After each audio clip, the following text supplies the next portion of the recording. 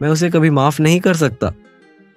यही कहा था अर्जुन ने उस दिन, जब उसकी आंखों में आंसू थे और दिल में आग। उसका सबसे करीबी दोस्त उसे धोखा देकर चला गया था। अब वो सिर्फ बदला चाहता था, शांति नहीं। लेकिन उस पर्वतीय मठ में एक वृद्ध भिक्षु ने कुछ ऐसा कहा जिसने अर्जुन की जिंदगी हमेशा के लिए बदल दी। कभी कभी माफ करना किसी और के लिए नहीं होता, वो खुद की आत्मा को आजाद करने का रास्ता होता है। ठंडी सुबह थी। पहाड़ों की वादियों में एक हल्का कोहरा छाया हुआ था। अर्जुन भारी कदमों से मठ की ओर बढ़ रहा था। उसका मन तूफान की तरह उथल पुथल कर रहा था। जब वो मठ पहुंचा, वहां वृद्ध भिक्षु भंते अंशो एक पुराने बोधि वृक्ष के नीचे ध्यान में लीन थे। अर्जुन ने उन्हें देखते ही कहा, भंते, मैं कभी उसे माफ नहीं कर सकता। उसने मेरे साथ विश्वासघात किया है।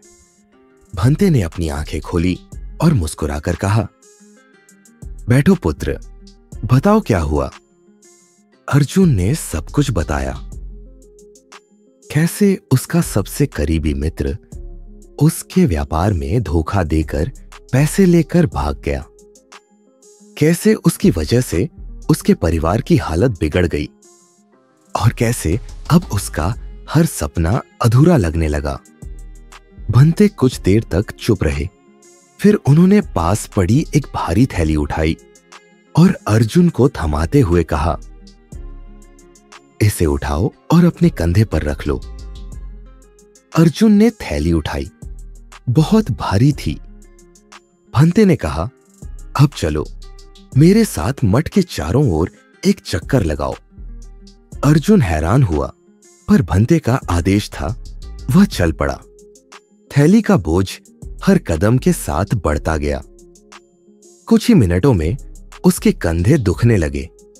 एक चक्कर पूरा करते ही अर्जुन बोला, भंते, ये बहुत भारी है और मैं थक गया हूं। भंते मुस्कुराए, तो फिर इसे नीचे क्यों नहीं रख देते? अर्जुन ने चौंक कर उन्हें देखा, क्योंकि आपने कहा था कि इसे लेकर चलो। भंते ने गहरी आवाज में कहा, बिल्कुल, जैसे तुम इस बोझ को अपने कंधे पर लिए घूम रहे थे, वैसे ही तुम अपने भीतर क्रोध, हीरोत्व और अहंकार का बोझ लिए घूम रहे हो। जिसे माफ नहीं किया, वो अपने रास्ते चला गया, लेकिन तुम उस बोझ को अब भी अपने साथ उठाए फिर रहे हो।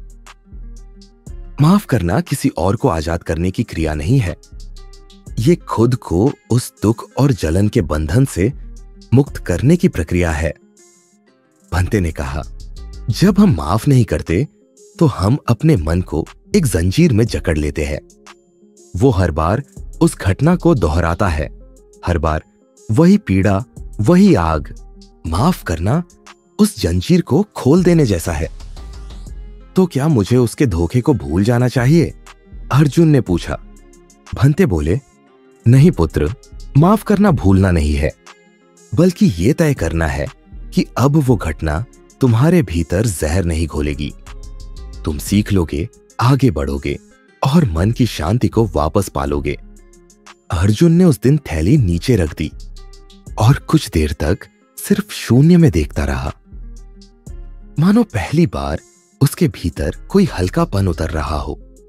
वो लौट तो गया मठ से, लेकिन अब उसके मन में आग नहीं थी, केवल शांति थी, स्वीकार था और एक नई शुरुआत की संभावना। तो क्या आप भी किसी का बोझ उठाए चल रहे हैं?